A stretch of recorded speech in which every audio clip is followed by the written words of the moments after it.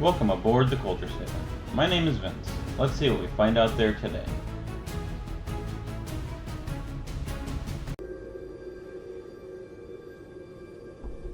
War. War never changes. What's going on, everybody? Hope you're all having a great day. Hope you all got the Fallout reference. If you did, you're my people. Welcome aboard. So yeah, as you saw in those article headlines there, Hollywood doesn't change. Disney has lost almost $1 billion the last fiscal year, with only one of their 13 movies being successful. And Prime, I'm sure Amazon has to, even if they can afford it, I'm sure Amazon has to be at least feeling these hits from things such as The Rings of Power. What other garbage have they put out? Honestly, they've put out so much I can't even keep up with it. I only actually watch what I like Invincible. You guys watch Invincible? Man, season 2 going really good. Yeah, they've kind of softened it a little bit, with the whole the new Darkwing thing. How it's supposed to start with him doing some untowards stuff towards a woman of the night before he starts beating up the bad guys. Yeah, I get why they cut that. Making I forgot his name, but the Black Viltrumite that came and fought Mark and Nolan, kind of chunky, when in the comics he was fucking ripped. But for the most part, seems like at least with Invincible, they've learned, and Kirkman and crew, they listened and they drastically changed Amber to the so fast actually that people are complaining online that I've seen that her character change was too quick. But when you only have half the season and you don't want people to stop watching because of the annoying woke bitch girlfriend, you got to change her, right? But it seems like they might be the only ones that have learned their lesson. Specifically Kirkman and the people behind Invincible, not Prime itself, because as you can see here, Prime Video's Fallout TV creators confirm show will be featuring heavy social commentary, wants to sidestep quote-unquote binary thinking on good and evil. I don't even know what the hell that's supposed to mean. What the hell is binary thinking on good and evil? There really is only binary thinking when it comes to good and evil. So let's read the article by John F. Trent on thatparkplace.com. Prime Video's Fallout creators, the husband and wife team of Jonathan Nolan and Lisa Joy, confirmed the video game adaptation will feature heavy social commentary. Let's pause here. Heavy social commentary. Fallout's always had heavy social commentary. So that, in and of itself, is not a negative, right? And that's exactly what people are going to say. They're going to see my video, see videos like my video, and they're going to call us right-wing chuds or whatever, and say that it's always has social commentary. It's a social commentary on the never-ending cycle of war, on the unlimited advancement of technology without thoughts on the moral consequences of it, on the immorality of government and the way it treats its civilians. That's always been a commentary in Fallout, but that's not what this is going to be. I can almost guarantee it. I would be willing to bet money that that's not what this is going to be. The creators, Jonathan Nolan, Lisa Joy, right? Yeah, Lisa Joy. They're also the creators of Westworld. And anybody that saw Westworld will remember that season 1 was really good, even though it did have some feminist crap in there, some girl power moments. But in general, there's nothing wrong with girl power. Girl power does happen. There are times when girls do successfully do crap, right? Like do beat men and shit and defend themselves, kill the bad guys. That happens. That's great. And it was great in season 1 of Westworld. I love season 1 of Westworld. I have it on Blu-ray. But then season 2 came, and I don't know about anybody else. I got through episode 1, and I think about 10 minutes into episode 2 when I turned it off, and never, ever went back. And apparently I'm not the only one. It did bad enough that they pulled it off of streaming off of HBO Plus or Max or Go or whatever the fucking service was called at the time. So obviously I wasn't the only one that stopped watching it. So few people watched it. It wasn't worth spending money on server space and in royalties. And so that's exactly what's going to happen here. That's what's going to happen. Here's what Hollywood does. Their idea of social commentary is Trump bad, right wing bad, capitalism bad, communism good, socialism good, left wing good. Hitler bad, though Hitler was a socialist and we want to be socialists, but somehow Hitler's not a socialist, even though his party was called the National Socialists, right? Okay. Let's keep reading the article. Sorry for the rant. Speaking about the upcoming series with Vanity Fair's Anthony B., I'm not going to even try and pronounce that, Nolan said, the games are about the culture of division and have-nots. The games are about the culture of division and have-nots that, unfortunately, have only gotten more and more acute in this country and around the world over the last decades. Isn't he a have? Isn't he a have? Aren't like most of us have-nots in his words? We get to talk about that in a wonderful speculative fiction way, he said. And I think we're all looking at the world and going, God, things seem to be in a very, very frightening. Things seem to be heading in a very, very frightening direction. And they do. They do seem to be heading in a very, very frightening direction because a lot of people, like these assholes making this show, seem to be in charge and seem to be getting their way, even though nobody agrees with them, even though nobody watches this shit. People are canceling all their subscriptions to everything. People aren't going to the movies. Disney's losing money. Warner Brothers, everybody's losing money. But they keep pushing their bullshit and trying to shove it down our throats. So yes, the world does seem to be going in a very, very frightening direction. It's like he's almost there, right? Specifically, the series will provide commentary on people's morals and will do so through the character of Lucy, the Vault Dweller played by Ella Purnell. First, Nolan detailed, so many of us have such naive ideas, even now, about everyone else's experience. And it's one of the things I love about America. It's this giant, manic collection of different experiences, different point of view. He then explains how the show will use Lucy to moralize to viewers. Lucy is charming and plucky and strong, and then you see she's confronted with the reality of, hey, maybe the supposedly virtuous things you grew up with are not necessarily that virtuous. If they are virtuous, they're couched in circumstantial virtuousness. It's a luxury virtue. You have your point of view because you never ran out of food, right? You guys were able to share everything because you had enough to share. Nolan wanted to declare that the series follows her collision with the hard reality of other people's experiences and what happened to the people who, frankly, were left behind, left to die. I don't know about you. I personally am sick of characters moralizing to me, of anybody using a character to moralize to me. Tell your fucking story, and I will decide whose morals are right or wrong. Society will decide whose morals are right or wrong. You do not get to tell me that my morals are wrong because of my circumstances. That, quote unquote, if my morals are virtuous, they are couched in circumstantial virtuousness. That's not morality. That's being wishy-washy and going with the times, just like all these people do. Kind of like Russell T Davies deciding that Davros doesn't get to be in a life support device because we will think wheelchair people are bad.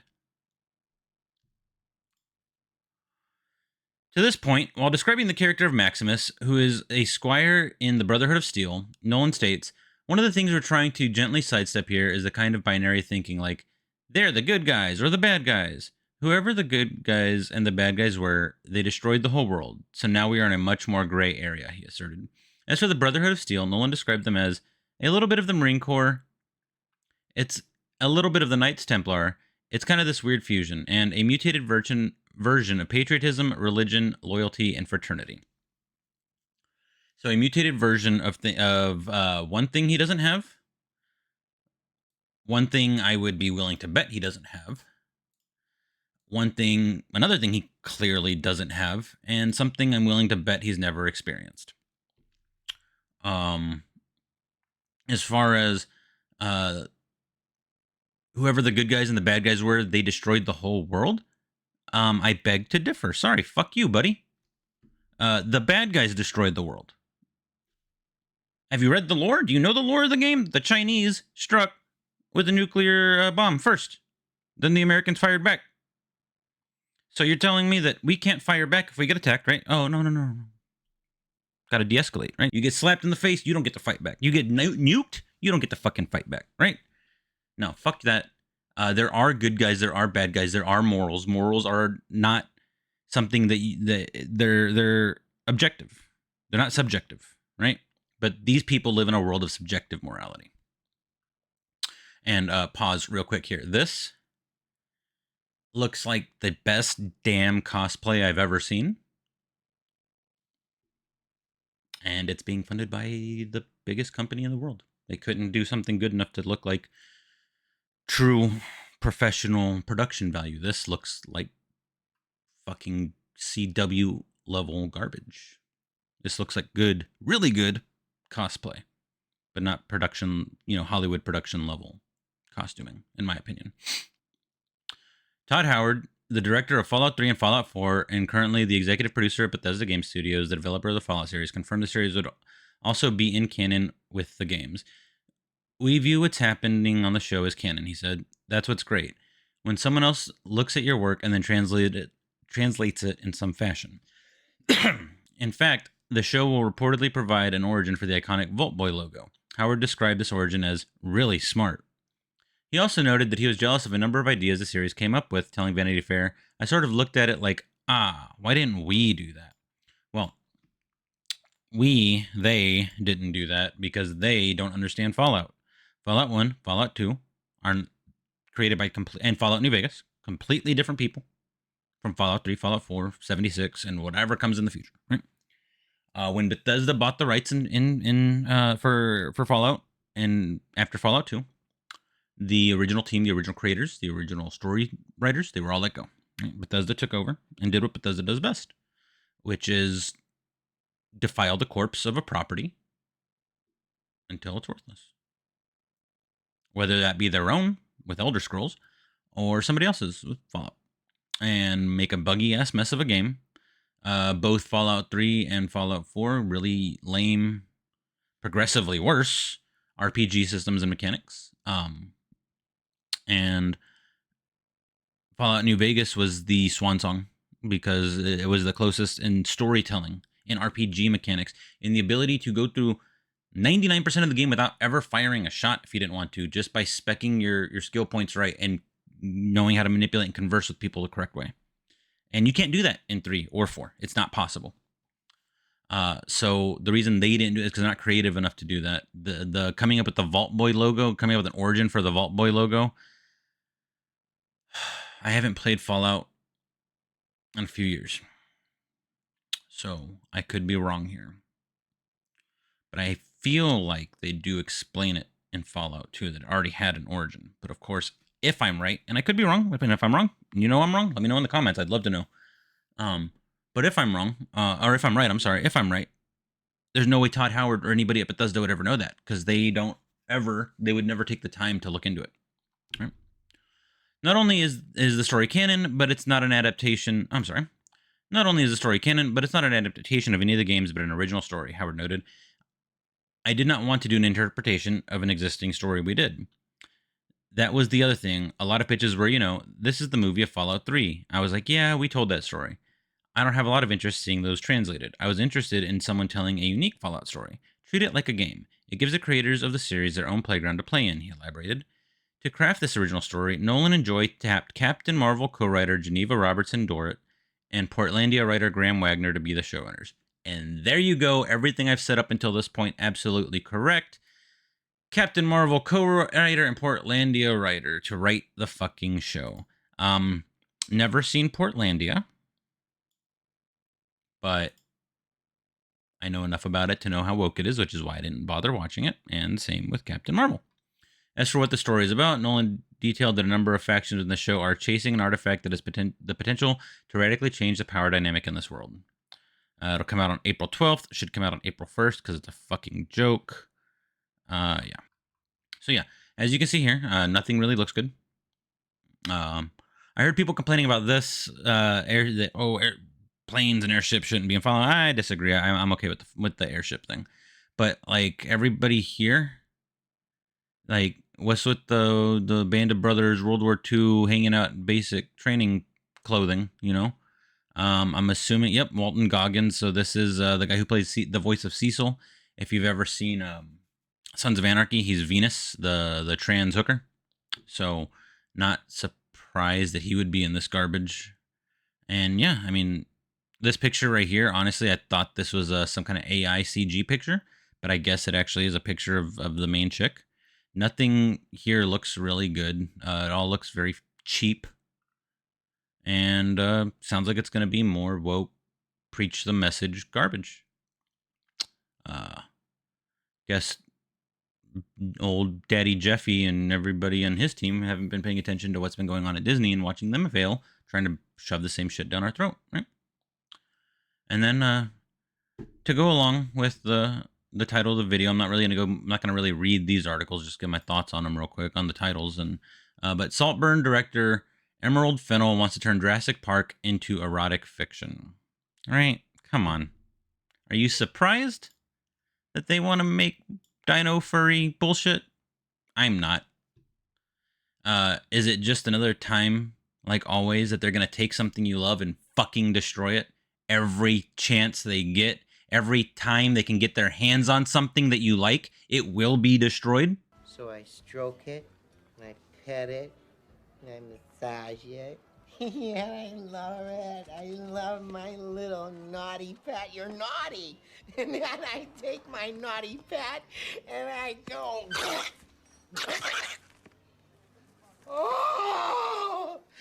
I killed it! Have I not already said this? Are they not trying to prove me right? And finally, to prove that nobody, not a single person in Hollywood, has a fucking single brain cell to contribute to the pile. Rebel Moon director Zack Snyder says he doesn't get the hate for Amber Heard. I would work with her in a second. I would say that's probably, him not getting the hate is probably also why he didn't get why Geeks and Gamers tried to help him before, he fucked Jeremy and the rest of that crew over by throwing them under the bus when they were the fucking reason his damn Snyder Cut got released, right? So, Hollywood doesn't learn. Hollywood never will learn. Hollywood will always stay the same. The only way we will ever get good entertainment out of Hollywood that's more than just a fucking fluke is for it all to burn to the ground and be rebuilt.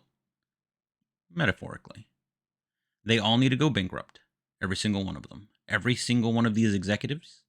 Every single writer, director, producer, actor in Hollywood all need to be out of a job. 10 years. That city, the state, California, shut it down. 10 years. Then maybe there's a chance that they will have come to their senses and we can finally get good entertainment again. But until then, expect everything to be the message. Expect everything to shove down your throat. How if you're white, you're evil. If you're straight, you're evil. Hell,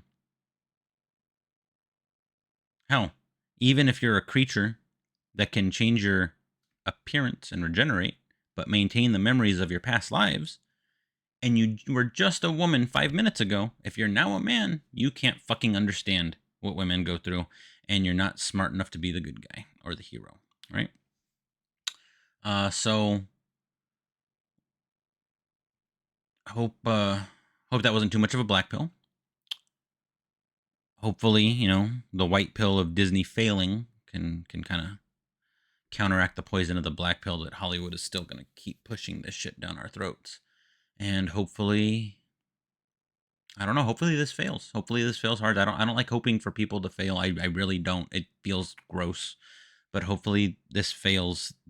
Hopefully Jonathan Nolan never works in Hollywood again. He's got enough money. He'll be fine. He'll be fine.